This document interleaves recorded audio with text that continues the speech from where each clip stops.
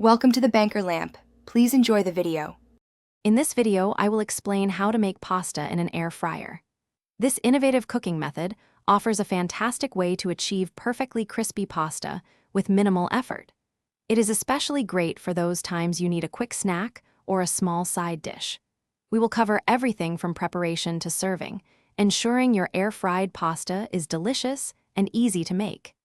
Get ready to transform your pasta experience in just a few simple steps. Before air frying, selecting the right pasta shape is key. Short varieties like penne or rotini work wonderfully.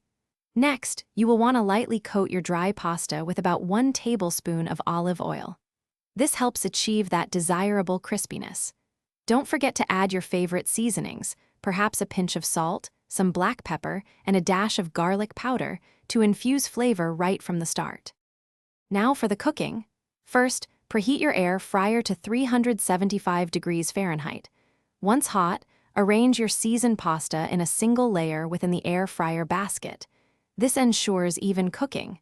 Cook for approximately 8 to 10 minutes, making sure to shake the basket halfway through the cooking time.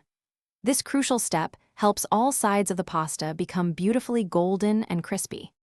Once your pasta is perfectly air-fried, it is time for the finishing touches. Immediately toss the hot, crispy pasta with your favorite sauce, whether it is a marinara, pesto, or a creamy Alfredo. The heat from the pasta will warm the sauce beautifully. For an extra burst of flavor and presentation, garnish with some fresh herbs or a sprinkle of grated Parmesan cheese.